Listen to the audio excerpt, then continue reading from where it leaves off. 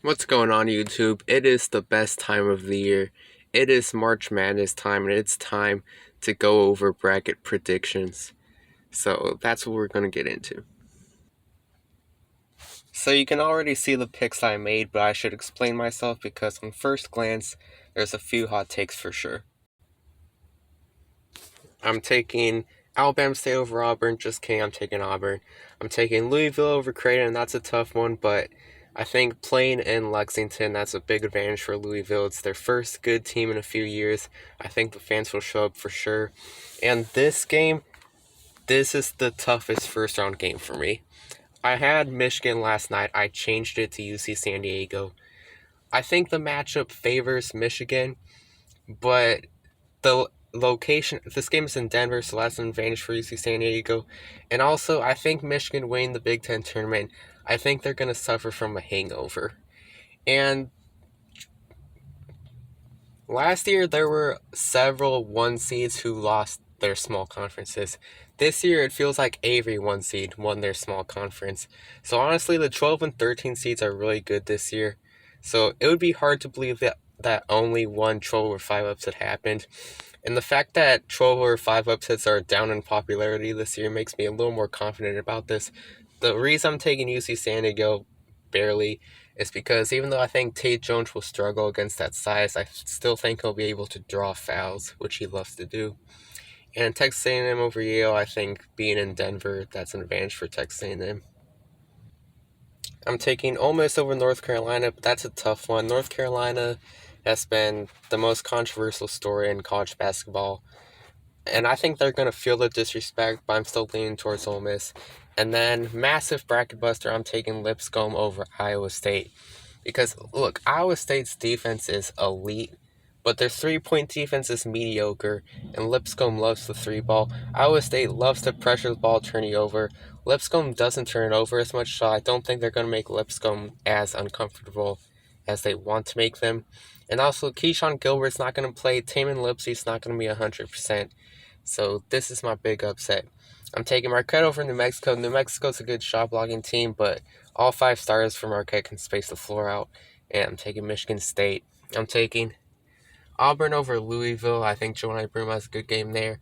I'm taking Texas A&M over UC San Diego because Michigan's going to out-rebound UC San Diego. Texas A&M is going to out-rebound them even more, except Texas A&M is going to turn the ball over less.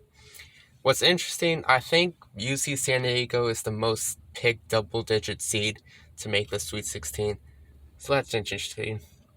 And then I'm taking Lipscomb over Ole Miss because Lipscomb's defense isn't great, but their three-point defense is pretty good, and Ole Miss loves the three ball, so I think they continue their Cinderella run. And Michigan State over Marquette, this is a close one, but I think Michigan State dominates the boards and wins by single digits. And then Michigan State over Lipscomb because Michigan State has multiple guys who can guard Ignacevic, and their three-point defense is elite, so I think the Lipscomb sensation ends there. Auburn over Texas A&M, that's a really close one, but I feel like Auburn's kind of getting disrespected. Like, I don't think enough people are taking them far enough, and I think they're going to feel that disrespect, so I'm taking Auburn. I'm taking Michigan State over Auburn. I think the matchup slightly favors Michigan State. Auburn's shown flashes of having perimeter defensive struggles. You don't want Jaden Akins and Jace Richardson to get going. I'm taking Michigan State. Now down here, I'm taking Florida over Norfolk State, Oklahoma over UConn because UConn's three-point defense is atrocious.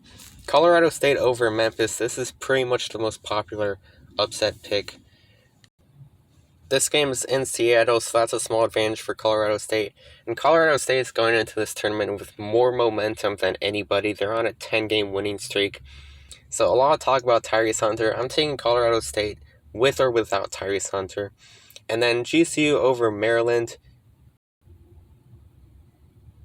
because both teams have really good interior defense.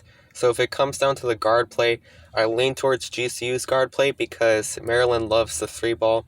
And GCU's three-point defense is pretty good. And also this game is in Seattle, which isn't great for GCU, but it's horrible for Maryland. I mean, they have to travel pretty much the distance of the country. And if you don't know, GCU fans travel well. So I'm taking GCU.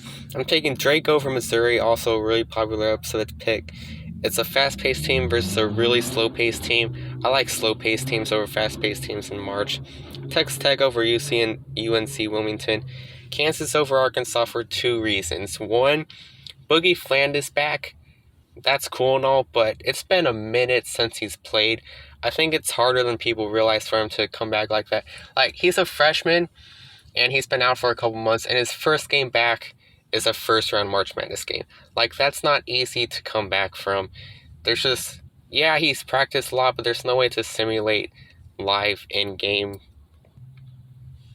And also for Hunter Dickinson, KJ Adams, and DeJuan Harris, this is their last years, while Arkansas just has one starting senior.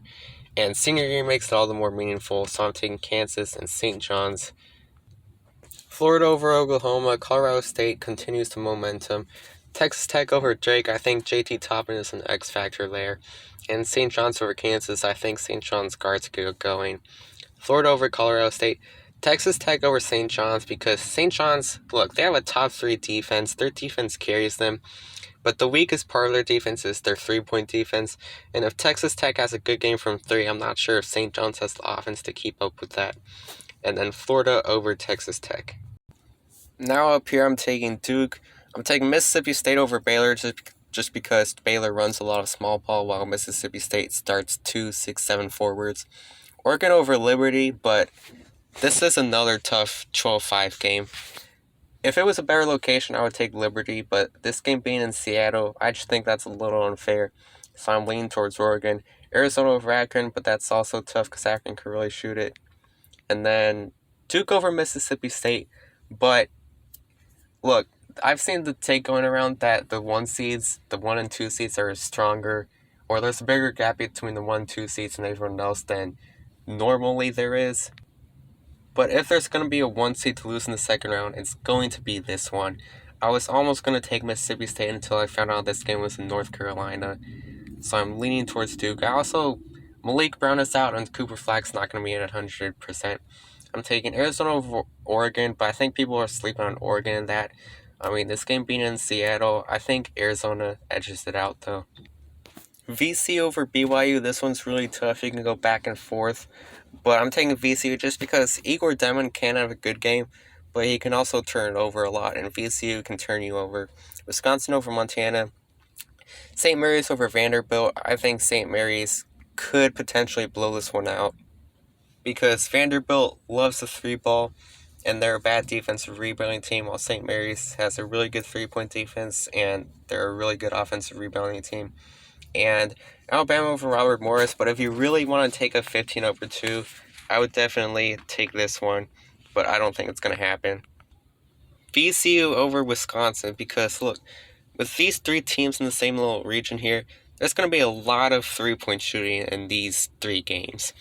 And VCU, of all of them, has the best 3-point defense. I'm taking VCU over Wisconsin. I mean, with VCU shot blocking, Stephen Krau's going to have a hard time getting anything inside. So I'm leaning towards VCU. And then St. Mary's over Alabama. This is a little more popular, but for good reason, because St. Mary's is a very slow-paced team, while Alabama is a very fast-paced team. And I like the slow-paced teams in March. You think about what Alabama loves to do, 3s and layups. St. Mary's can stop a lot of that. Duke over Arizona in a really close one, but a lot of what Arizona loves to do is drive to the rim, get inside. It's hard to do a lot of that against Duke's size. And St. Mary's over VCU in another close one. I just think St. Mary's edges it out. And then, shocker of the tournament, St. Mary's over Drake. Because, look, Mitchell Saxon, when he plays St. Mary's, he's on the top of the scouting report. And Duke's defense is really good. I'd say their weakest part of their defense is their interior defense. Especially without Malik Brown, that's one less body they can put on Mitchell Saxon. And look, if this was a 1-8 game, I would take Duke.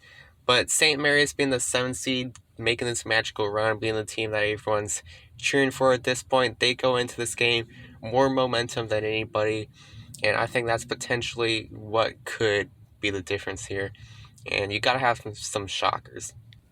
Now down here, Houston over SIUE, Gonzaga over Georgia in a closer game than most people expect. But I think Gonzaga having seniors is the difference here and makes it more meaningful.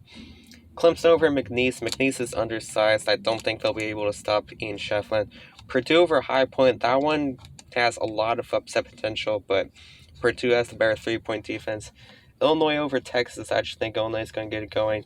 Kentucky over Troy, but if Conway gets going, then that could be an interesting 14-3 game. UCLA over Utah State. This is probably the second toughest first-round game for me, but I lean UCLA, and Tennessee over Wofford. Houston over Gonzaga. Look, there's a lot of people. I think there's a stat that Gonzaga, more people are taking Gonzaga to go to the Final Four than I think a couple of the 3 seeds. Like, some people are riding the Gonzaga train. I think some of you look at KenPom too much. KenPom's job is not to decide who's going to win these March Madness games. I think with all the hype Gonzaga's gained, I think Houston's going to win it. Clemson over Purdue. Again, I don't think Purdue has a guy who can slow down Ian Shefflin. Kentucky over Illinois. We might see a combined 63-point attempts in this game, but I think Kentucky has the better 3-point defense. That's why I'm taking them. And Tennessee over UCLA. If Ade Mara starts and has a good game, I think UCLA would match up interestingly with Tennessee, but I still think Tennessee wins it. Houston over Clemson, because Houston has multiple guys who can guard Ian Shefflin. Tennessee over Kentucky. Tennessee is a slow-paced team. Kentucky is a fast-paced team. You know how I feel about that. And Tennessee over Houston in a close one, because, look, Houston's defense is really good, and Houston's perimeter defense is really good. But if I had to choose a weak point in this Houston defense, that would be it. Houston, Tennessee, these are 2 of the 3 best defenses in the country. I just think with Tennessee's guard play, they edge it out. Now to the Final Four. I'm taking Florida over Michigan State. 2 really good rim-protecting teams, but I think that affects Michigan State more than it affects Florida. Tennessee over St. Mary's. The magical run has to end eventually. And a rematch of the SEC Championship, which I think Tennessee has some revenge in their mind in this game. But also, both teams love running their offense around their guard play, and Tennessee's perimeter defense is elite. So I think Tennessee wins this game and wins it all. And those are my bracket predictions. Hopefully you like them. If not, then that kind of makes me more confident in them. And see you next time. Hopefully March Madness is fun this year.